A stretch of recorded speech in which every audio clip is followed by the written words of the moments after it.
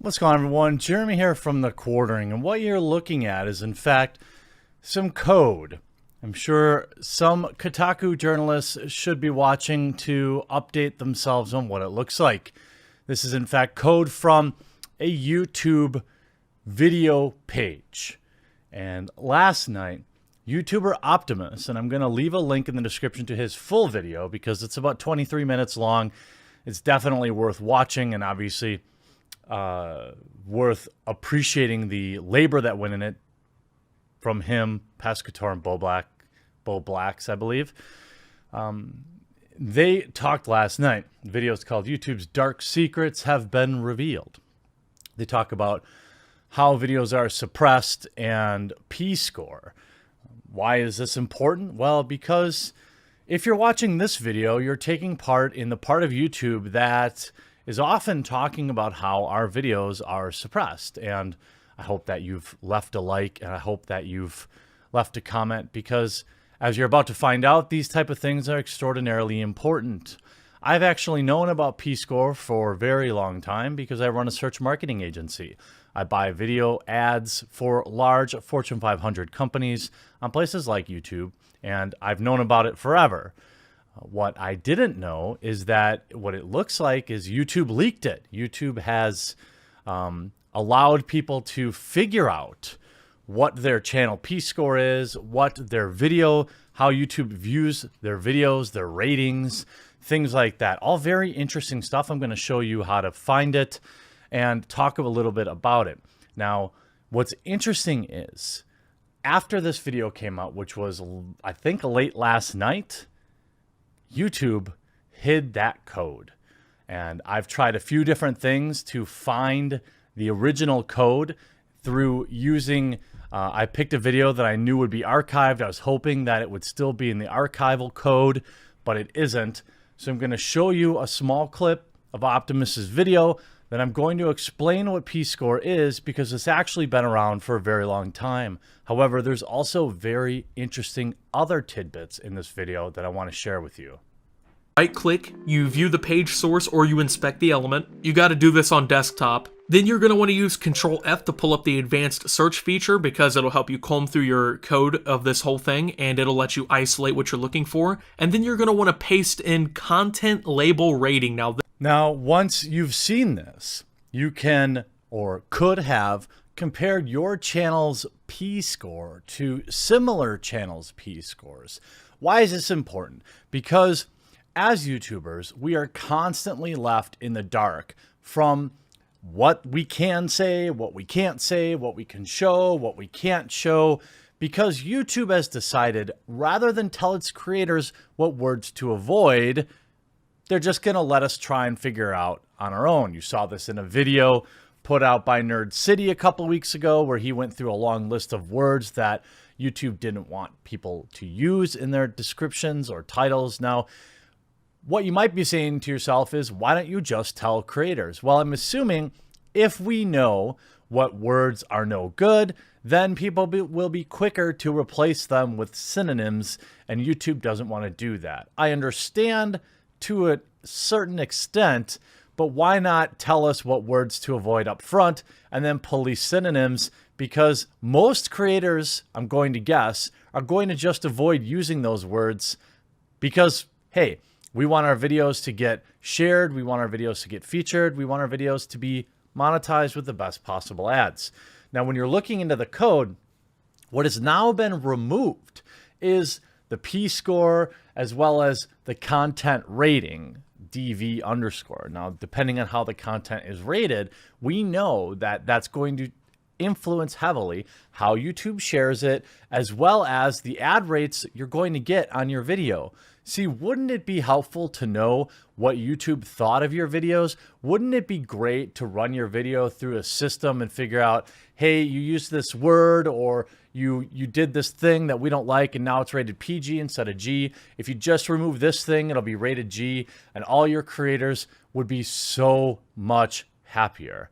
But these type of things are even more sinister, as it's an easy jump to say, well, they're using your channel's P-score to decide whether or not an individual video or something like that is worth promoting, or an individual channel is family friendly. And it's interesting to see some of the data that they compiled on some of the usual suspects. A shocker that these are a lot of the people that we've been complaining about coming on YouTube and taking over the trending section and taking over the platform. Isn't that a miracle? The same people we've been complaining about stepping in and taking over YouTube, the old place where people like me and you could come onto the platform and make it as ourselves as content creators, are now literally the top of this platform. Now, it is interesting to me that there are some people with scores on this list that, I don't know, you wouldn't have necessarily expected to be as high as they are, including Joe Rogan, which partakes in the devil's lettuce openly on his show, including and having a score of 925, and even PewDiePie 994. See, the P score is actually more than just what you might think is just family-friendly content. In fact, YouTube themselves tells us exactly how the P score is calculated. But when you see The Late Show, Tonight Show, Daily Show, Jimmy Kimmel, all over 1,000 P score, it's pretty obvious exactly what is happening here. And then obviously it's also got Canadian P scores too. So it depends on, I'm assuming, a particular country's definition of what numbers are in the P score. Let's actually take a look at what and how the P score is calculated. P-Score is a more advanced proprietary algorithm designed to deliver robust channel selection improvements via an array of these 5 sophisticated signals. Popularity is driven by watch time, a proprietary metric that reveals repeat engaged viewership. Passion is based on how engaged an audience is with a channel. It uses several different kinds of signals to understand how often users interact with content. Protection continues to focus on content suitability by combining our latest classifiers with an added layer of validation so that P-score outputs are working for your brand. Platform highlights content that's more frequently watched on large screens, such as TV screens, by a rapidly growing audience of empowered viewers. Production includes content that employs sophisticated camera work and cinematic technique. And since we can access a multitude of proprietary signals that no third parties can, P-score is also proprietary. Popularity, passion, protection, platform, and production, all proprietary signals combined to surface among the most engaging and brand-appropriate content on YouTube across music, beauty and fashion, video gaming, and other key categories. So there you have it. The reasons that like a commentator channel like myself will never be a Google preferred type channel. And once you get in the Google preferred realm, you start getting lots of other benefits. Most importantly, I think for creators is the sharing and featuring of their videos. I myself can strongly suggest that based on my own analytics, my videos are no longer being recommended in the same way that they used to be. Certainly people are sick of me. Certainly people grow tired of the same kind of dude talking the same kind of way. It's like Philly D isn't growing anymore. He's just recycling his audience. I think that's the level where I'm at with this channel. But when we look at how this video was tailored to advertisers, things like popularity, platform, passion, protection, production, we still have no real idea how in the heck they're determining if you're using different camera angles or high production value, or what does that mean? Don't you think as a creator or as a brand, who wants to sell, Google wants more people in their YouTube Premium preferred program? Of course they do, because that's who they sell to Coca-Cola. You'll never see a Coca-Cola ad on my videos. But if they were to tell me, Jeremy, hey, you can't use naughty words anymore, which by the way, I don't, because of that reason. Not because I necessarily want to censor myself, but because I want new people to find my videos, and I've determined that using particular language will prevent that. How about telling me, Jeremy, if you did more camera cuts, or you had more B-roll, or you did this, your score would go from a 7 to a 12 on a scale of 20. And wouldn't that incentivize the creators to do that?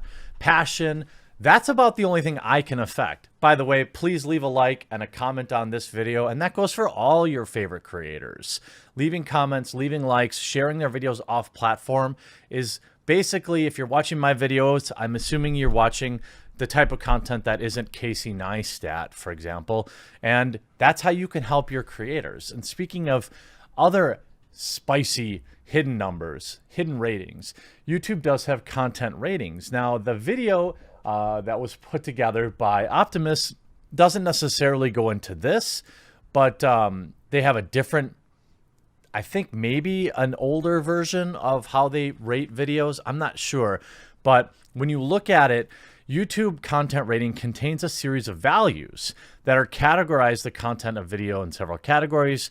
Each category has 3 options to indicate the level of which it's egregious. For example, you can have strong language, level 0, no strong language, entirely family friendly. Level 1, strong language. What words would indicate strong? We have no idea. And then you have explicit, so curse words. But what's the difference between saying poop and duty? You know, is that a different rating? Obviously, whether or not people have clothes on is probably important. Types of spicy situations. You can have none, mild, or just full on. Again, what's the difference between none and mild? Now, the interesting thing, too, is how they rate violence, because in this video by Optimus, they have a hypothesis. I can't co-sign it because I don't know exactly what the code says, but they do have a hypothesis on whether or not a video gets ads or gets featured based on sensitive situations. Now, I haven't found any references to this in this XML code, but you can see the XML snippet below demonstrates how to specify content ratings and user relationships, associate them with different videos. And you have here system YouTube tag. You can have here, you have L2, S2, N2. This is basically saying using the short codes up here. Now, we don't know, I don't know if this is exactly how YouTube does it. I'm not sure why they would be telling people about this, you know, but it's for tagging purposes. If you're probably feeding videos into YouTube, it's tough to say. But this is just tools that Hollywood has that we'll never have. A content rating tag provides information that can be used to categorize the content of a video in the absence of an official rating, such as the MPAA. You can also use a content rating tag to indicate that a music video contains specific lyrics. YouTube could use that information to display a badge on the video's watch page or in the search results. So, again, we're saying that depending on the rating of a video, YouTube will treat that video differently, which makes sense, of course. However, when they're applying a rating arbitrarily or algorithmically, certainly that leaves a ton of room for mistakes. This is a piece of code that we found really peculiar from this example.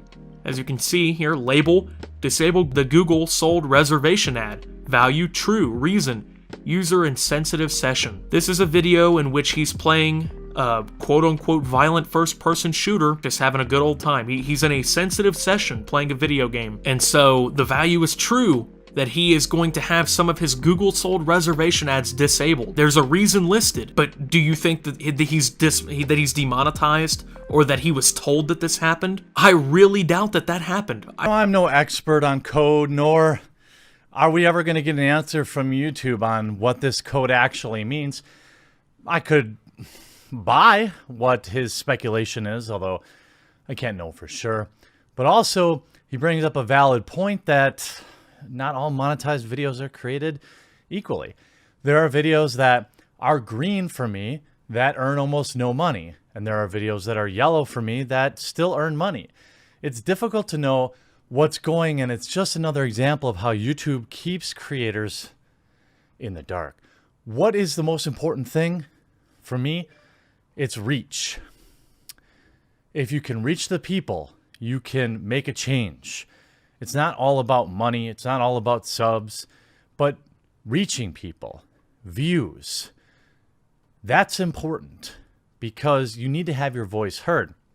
And there's even more bizarre code in here that seems to insinuate that throttling exists and whether or not videos are featured exist. And this is pretty spicy. I want you to take a look at this, and I want you to look and see what it's saying. So this one piece of code here says that this feature video is throttled for super safe. This feature video is throttled for MPU. This feature video is throttled for overlay. This is the end of the canceled YouTuber Zaptai Part 2 by Nicholas Diorio, one of the people who helped me work on this whole project. He's also going to be releasing something about this whole thing, I assume. He's been working hard on this as well. That seems kind of weird, right? Featured video is throttled. Now YouTube, what does that mean? What does it mean when a featured video is throttled? And who knows exactly what this code is telling YouTube and how the algorithm will react to it, or if it will react at all. But what's important is, first of all, again, huge shout out to Optimus and his team for putting together the video with this research. I'll leave it linked in the description below or the pinned comment.